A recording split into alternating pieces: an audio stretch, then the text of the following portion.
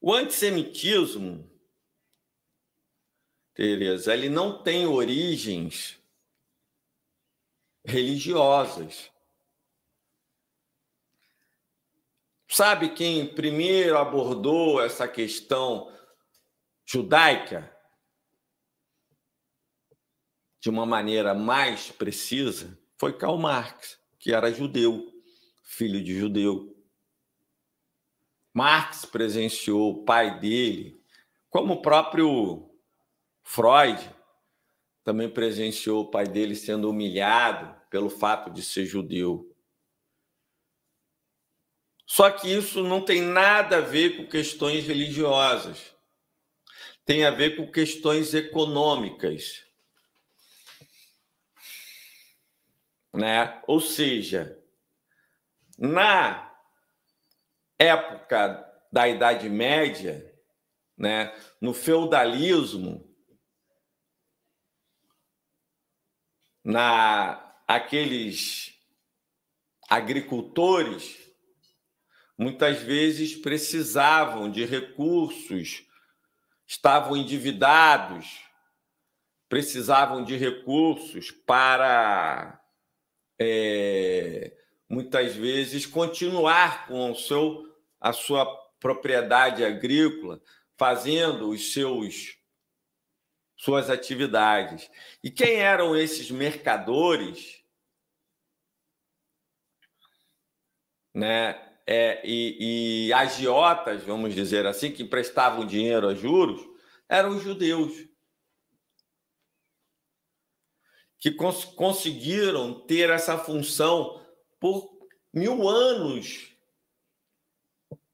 Nesse período aí do feudalismo, quem exercia essa função ali de mercadores, agiotas, ou, se quiser falar, os banqueiros, né, que emprestavam dinheiro a juros, que depois, né, passou a ser a profissão, né, que se chamou banqueiro.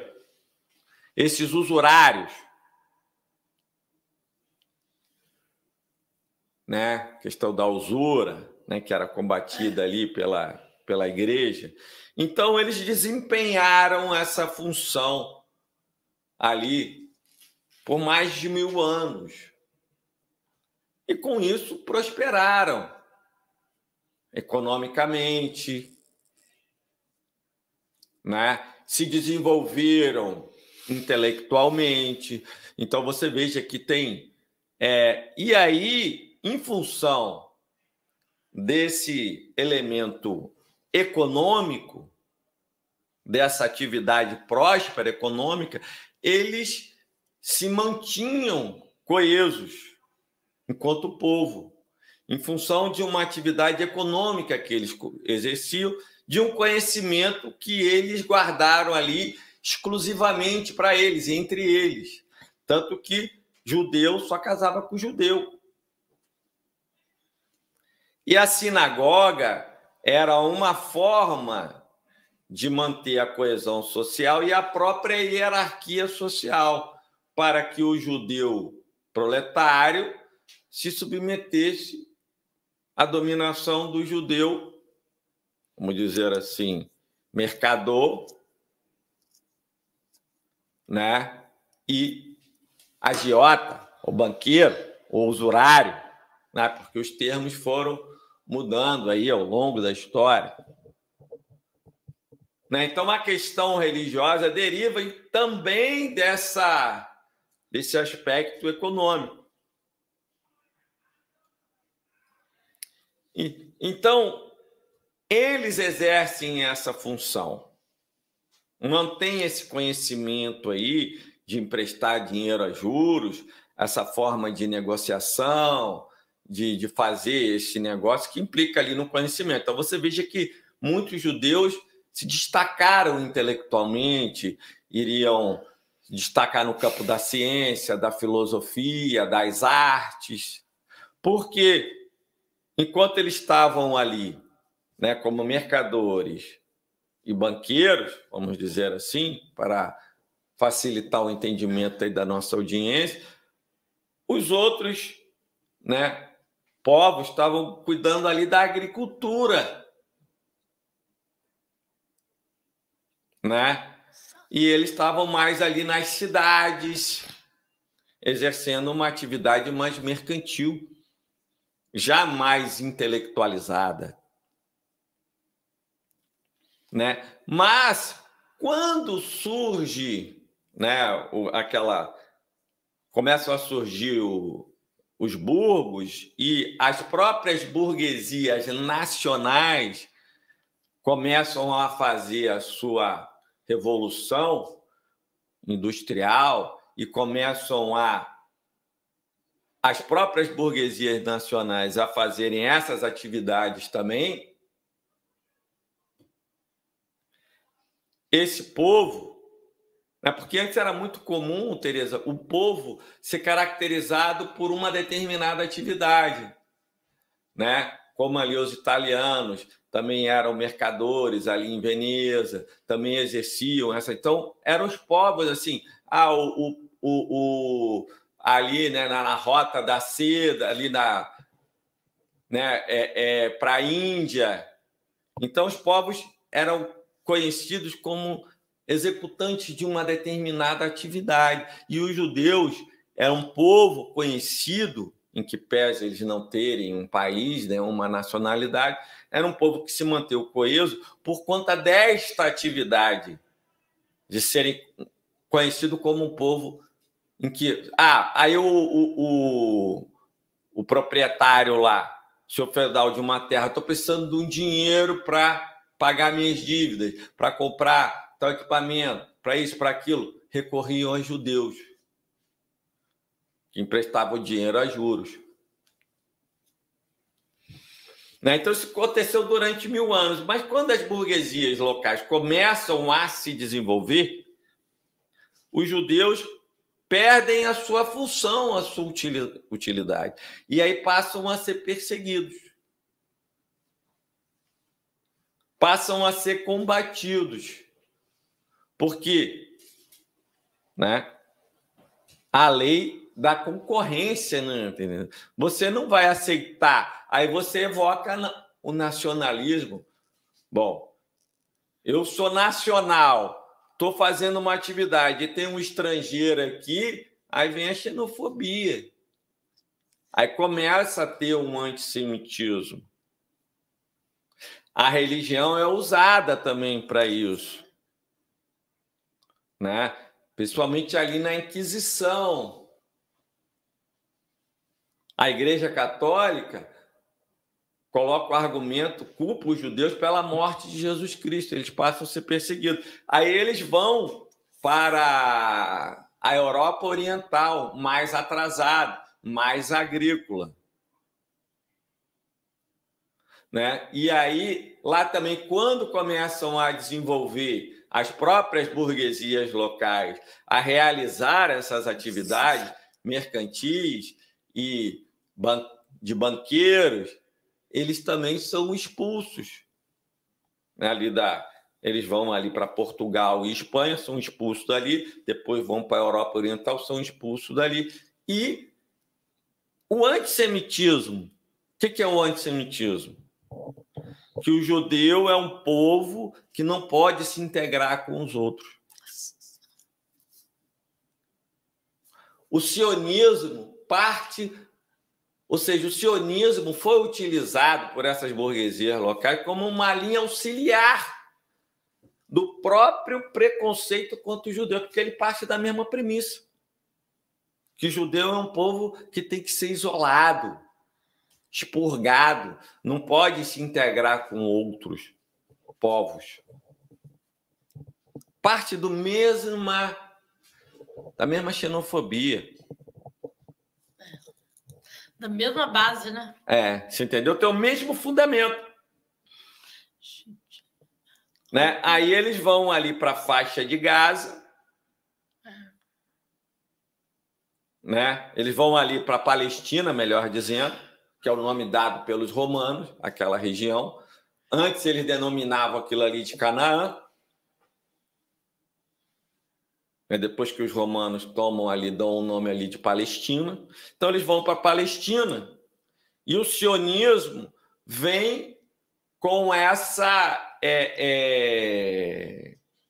vem, né? E o que escreve o livro, né? O Estado Judeu, e que é o líder disso aí, ele vem com um projeto ali muito similar do próprio Hitler, quando escreve Minha Luta, porque é o espaço vital, o Estado de Israel e o seu espaço vital. Então, eles vêm ali e com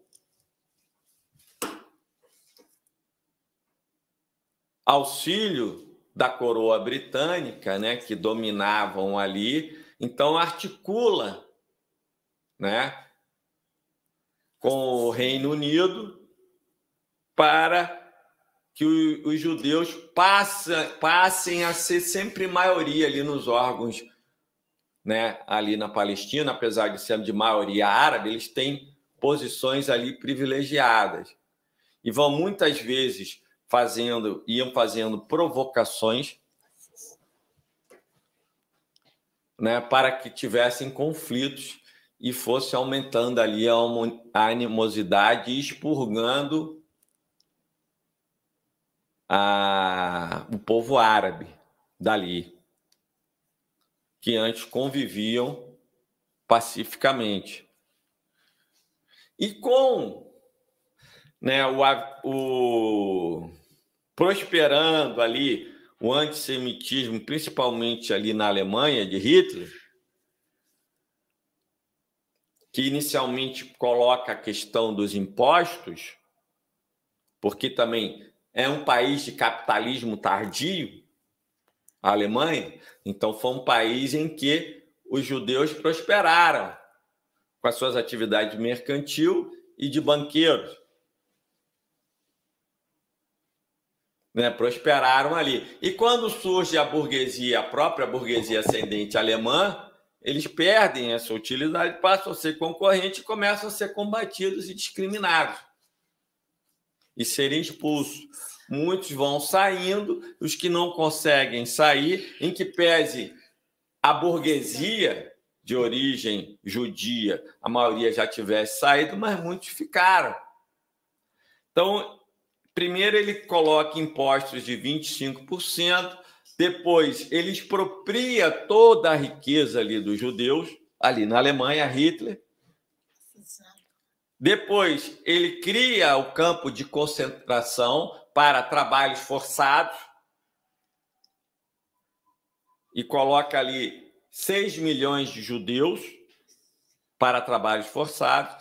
E depois, vendo que aquilo tinha um custo muito grande, por mais que a pessoa esteja ali confinada numa vida desgraçada e miserável, daqueles horrores do que eram aqueles campos de concentração, mas as pessoas têm que ter alimento, tem que ter água, tem que ter onde dormir, né? Vendo que ali não tinha como manter aquilo, foi se pensando como resolver aquilo, até que chega a solução final, que é o extermínio ali de 6 milhões de judeus, aqueles horrores ali do Holocausto.